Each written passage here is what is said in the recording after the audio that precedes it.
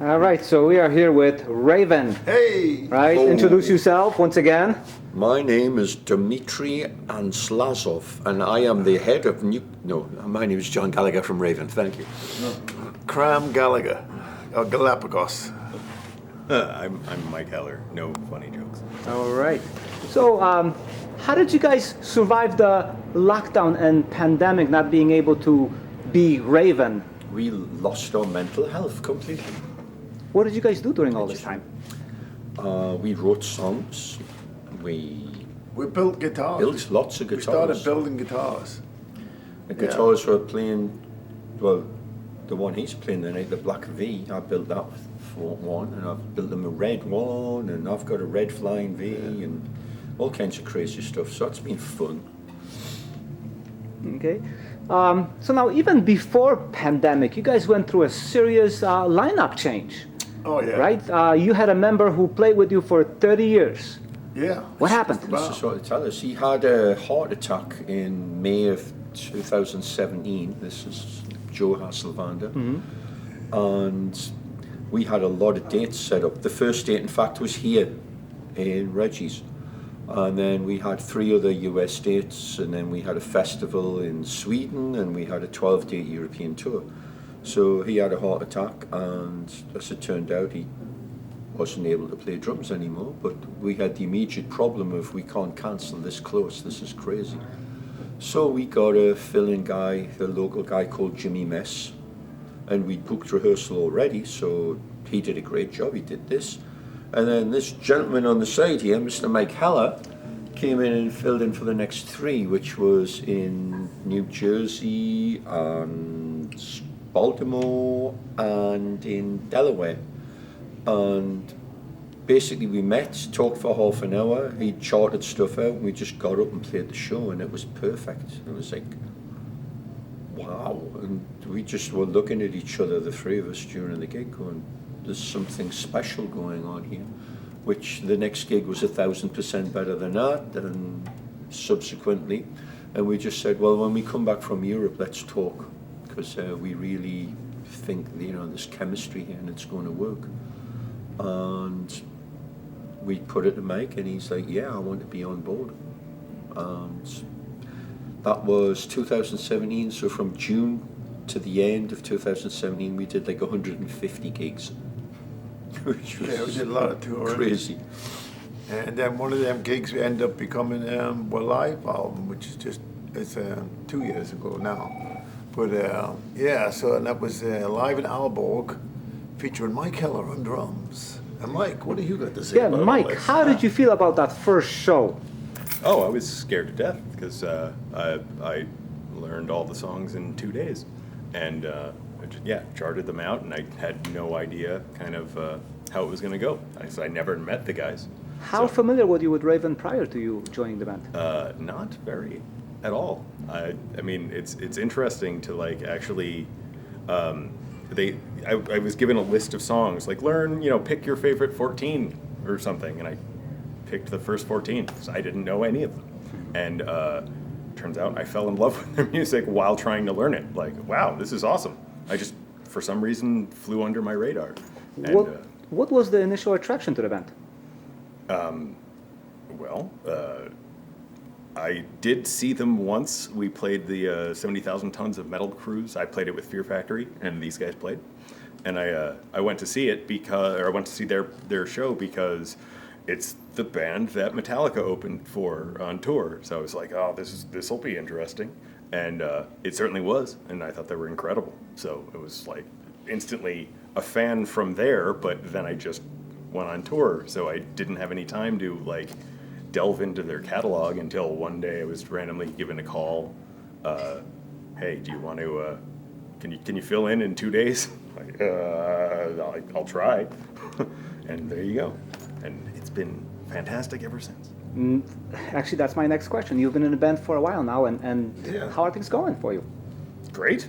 It's a blast. Like every night on stage, it's absolutely, it's a place to stretch out and sort of like a lot of improv and a lot of just jamming and a lot of stuff that's just a lot of fun that I might not have done previously in other bands.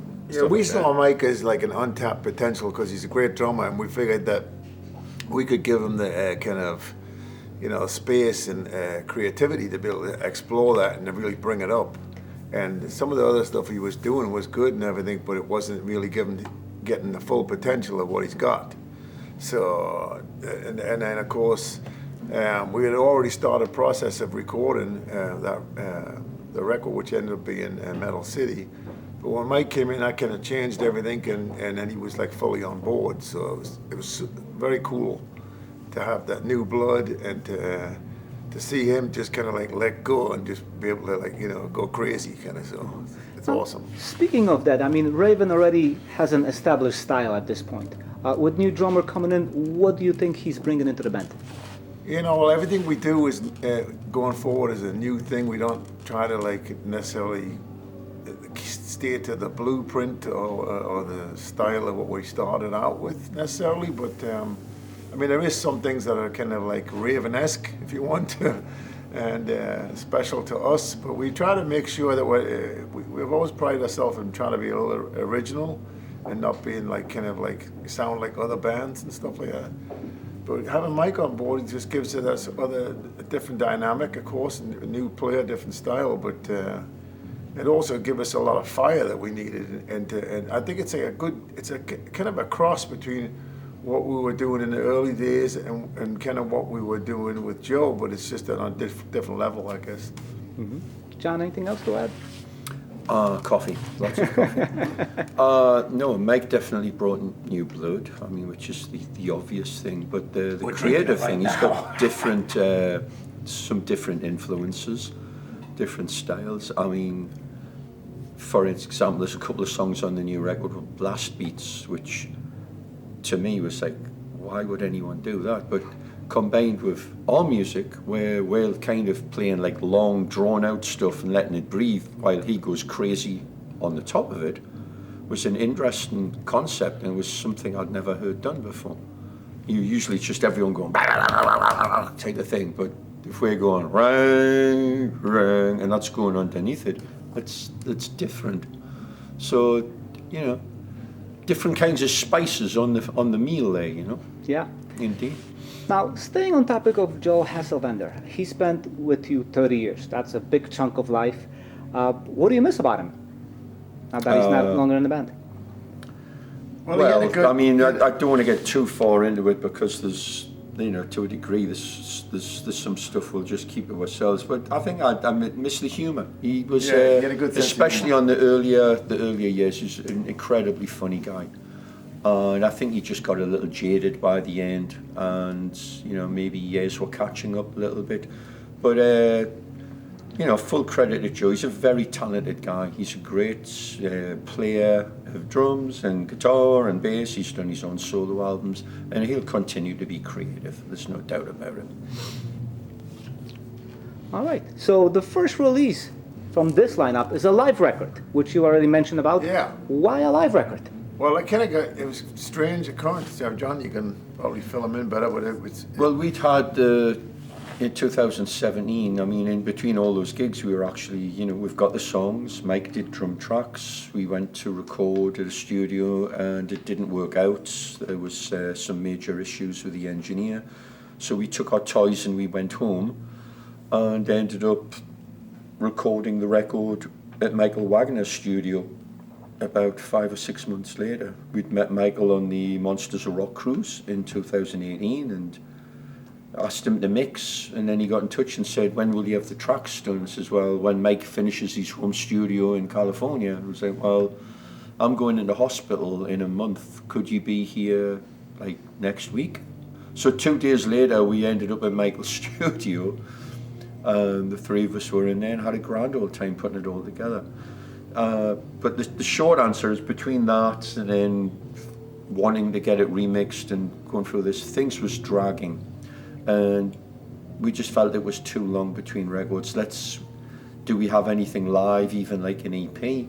And when we played the Euro tour, some guy had given Mike a memory stick or something, like, oh, here I recorded your show in multi-track. Oh, okay, great. And he started digging through these few things and goes, you've got to hear this one show. It's like, you know, it's got a couple of technical issues that we can fix, but as far as performance, it's great. It's like really captures the band. And we were blown away and let Mike have full throttle to go ahead with a pal of his and try and mix it and get it together, and he did a phenomenal job, and it's a great snapshot of exactly where we were then, and a great benchmark for where we're going now, you know. And it really was a great transitional thing because it obviously had the older songs on, but with Mike playing, so it gave, I mean, especially with hindsight, now looking back, it gave a pointer as to where we were going with Metal City. Speaking of Metal City, can you tell me about the writing process for Metal City now that you have a new lineup? What was that like? Was it any different? Was it the same? Well, a lot of the songs were already pretty much penciled in. I would say 50% at least. And then when Mike got in, we had some songs, and we said, "Listen, we need to get you involved straight away." And you know, as far as especially with arrangements, and it was really interesting because Mike came in and he had strong opinions about, because he was like, he started delving into our earlier stuff and been playing with us, had a unique like outside view about Raven, and he wanted to bring forth all the good things that sometimes we're too close to see, you know, and stylistic and the powerful things and the, you know, like John's screams and like really fast, complicated parts and stuff. So we actually restructured some of the songs, took away some stuff, added some stuff. So it was kind of interesting. We straight away were like in a process working all together. Right. Mike, how did you approach Metal City? Well, it was interesting because, yeah, like you said, they had songs and they had like, you know, these demos that were done of pretty much everything, I think, and I would kind of listen to it and think, you know, okay, well, where do I feel the real strength lies? And so a lot of the times, yeah, I would make songs a lot faster, and they'd be like, yeah, well, that sounds great. And some things I would just like add, and obviously just putting my drums on it would be pretty much different than I guess it started. But yeah, I just thought a lot of things could be, yeah, as they were saying, like they were close to it. They'd had these songs for an amount of time, and they've worked on them, and then just having somebody else step in and go, well, wait a minute. Wouldn't it be cooler if you focused more on this thing? Or, you know, again, I sped up a lot of stuff because I like playing fast. But I really thought it, like, I was just doing my best to try to make it kind of what I felt like this band's strength were live, you know, like the energy and the zip and his crazy high notes and just the fun and the, you know, just the craziness. So I tried to, I guess, I mean, it was there, but I was just trying to focus heavily on that. Yeah, it was like a refocusing really of everything, so it made it much more intense, which we like a lot. Once the album came out, what were your favorite songs from it? I mean, was there anything that stood up to you? How many of those songs are you actually playing in live? Right now we've played 4. We played 4 on the first night of the tour, and the set was like a little over long, so we're going to start, you know, rotating stuff around as it goes on. But it's an album that was conceived from the get-go. It's just like, let's not have, you know, 17 songs, an hour and 49 minutes, and, you know, quadruple album. Let's have 35, 40 minutes, 10 songs, boom, boom, boom, every song, all killer, no filler. Put it on, listen to the whole thing, put it on again. And it works that way because we had enough songs, we had a lot of songs that was like, well, what would be a great opener? This one. What would follow that? So we kind of almost pre-sequenced the album. I mean, because even when Mike did the drum tracks, it was maybe 14, 15 songs. And we cut that down to 10 and just picked the ones we wanted and made it work, you know? How did people like it once it came out? Oh, they hated it. They think it's the worst piece of... No. They're the best reviews we've probably ever had. Striking maybe the first album. But we knew we had a good album in the writing process. We knew we had a great album once Mike was on board and doing it. But when it finally came out, I think we were all pleasantly surprised that we'd not only raised the bar, we took the bar and threw it over the house, you know. The reaction's been really good, and people have been giving it a good reaction for the right reasons. That's what's gratifying to us, that they kind of get it, you know what I mean? They get where it's kind of 1 foot in our history and 1 foot in new territory. So there's a stylistic identity to the band that we're keeping, but we're not just, you know, retreading or trading on past glories by any chance. Not that we ever really have, but this is definitely a huge move forward for us, and people appreciated that, and critics as well as fans, which is awesome. Now there's a song on the album called Motorhead, which Yes. right away spells Lemmy to me. Right. Can you elaborate on that song a little bit? Yeah, I had this song where the riffs were very, let's say, kind of Motorhead-ish, and I was talking to Mark, and he goes, oh, this is Motorhead trippy, definitely. And I just came up with like a biker song rather than a song about Lemmy per se or Motorhead per se. So I got my motor heading over, and it's, you know, it's got that feel of those early crazy Motorhead songs, and I just thought it was just an awful lot of fun to do, you know. And speaking of Lemmy himself, do you guys have any experiences with Motorhead or Lemmy? Oh, yeah, meeting of him? course. Can you share any memories? Yeah, we did the Metal Fist tour in England, which would be, what year was that? 82? 82. 82. 82? We played all over. We played Deeside Leisure Centre in Chester, and we Yeah. played Leeds Queen's Hall in Leeds. Yeah, did about 6 shows all That was the together. day Randy Rhoads died. I remember that. And But they were. and Lemmy used to always say, every time we've done several shows with him, and he would always say, "Oh, not you lot again." And it's, you know, but we did what we just talked about it yesterday. It's funny enough you mentioned it, because we did a show we did a tour with Metallica in '83 in the States, and we did a show together with Motorhead in Buffalo, New York. So you had Motorhead, Raven, Metallica. And we were entertained on Motorhead's tour bus for a few hours, where he read us dirty jokes from a joke book.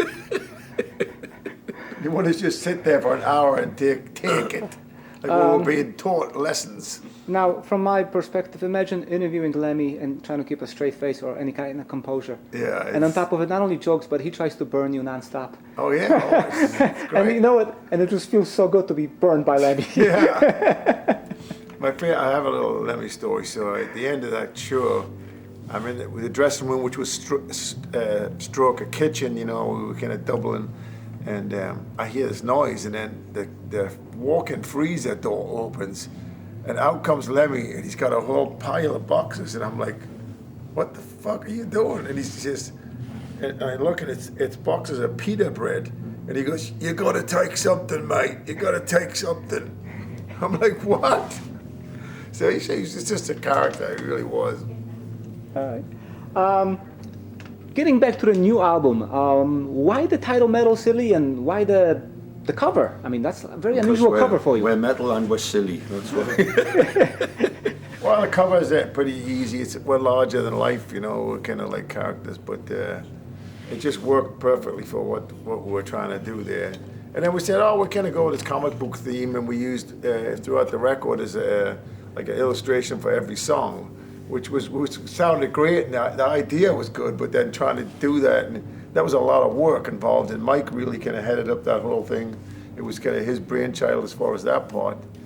He can maybe talk Yeah, a Mike, little bit that. explain to us how to come about the cover. Well, that's the thing. How to capture what I thought was like the Raven energy in visually. Mm-hmm. And I mean, you can take a bunch of pictures of us all like, you know, but then, well, wait, why don't we go further than that? Let's do it like a comic book. Make us superheroes or something, and like show, you know, like the fun, the real fun side, and the lively side, and just try to have as much energy as possible in, the CD packaging. And yeah, the idea to I know, I'll make every song have its own artwork because that'll be like a comic book kind of thing. Yeah, that'll be great. And then trying to find all the people to do that was insane. But yeah, I mean, it was just kind of like just trying to represent the band in the way it really, you know.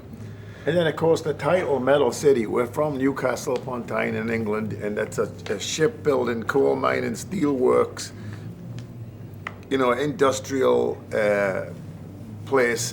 Growing up, it was just like, you know, one big, like, you know, factory, the whole town.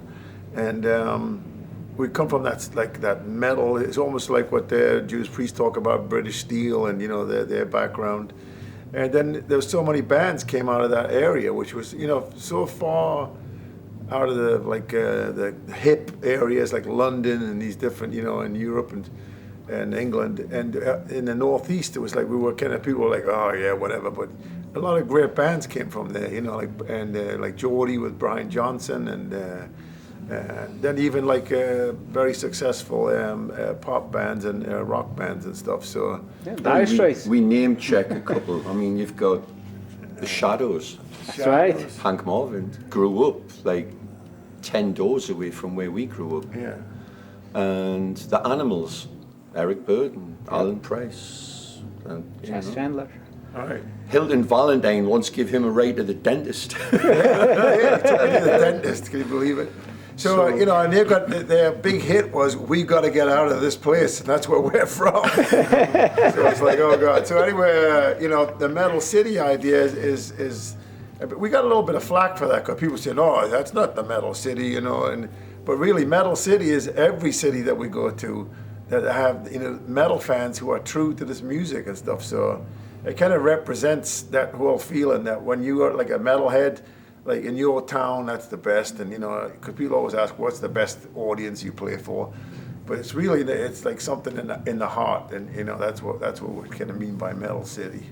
So Metal City's about our hometown, but when we're in your hometown, you're in Metal City, so right there. That makes sense. Now, you're back to touring right now. We're still in somewhat of a pandemic. What are the challenges? Obviously, trying to convince everyone that there's not a pandemic and come out. Obviously, I'm not allowed to do any teabagging. We will not elaborate on that. Mike,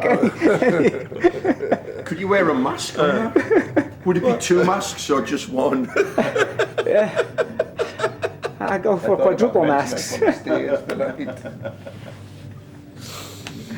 The challenge is, luckily we've been in states where there's not, you know, it's not really a thing. It's going to be more of a challenge when we reach California and the Northeast maybe, but it's fluid. We'll see what happens. I mean, obviously it's real, and there's very much an air of fear. I think everybody can recognize that. But I mean, there's also, you can have the perfect health and walk outside and get hit by a bus. So you got to kind of weigh that, you know what I mean? It's your life. It's not perfect. You're not going to have a guarantee or something. You kind of go back and get your money back. So you just got to kind of go with it. So you know, we could have just not toured forever, and you know, a lot of people choose to do that. But we've always been kind of a little bit on the edge to begin with. So we're out here, and we'll just see how it goes, basically. Sounds good. Yeah. Finally, are there any new songs being written? Yes. We have lots. We probably have 25, 30 new songs, which we're very excited about. We'll go to the process again of whittling them down to the group that we think works cohesively as an album, and be starting serious work on recording it, hopefully March, April, something like that. Sounds great. Yeah. Anything else to add? We're kicking ass. We have a second leg of the tour starting January 6th, and starting down in the south, down in Florida and Texas, what have you, and working our way back up. So we'll try and fill in where we missed on this one.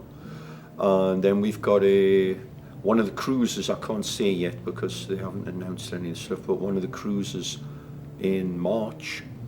And there's possibility of European dates, and then of course we have to do the recording of the new record. Yeah. But it's shaping up to be a busy year, which is good. Excellent. Thank you. Thank you, sir. Thank you, Guy.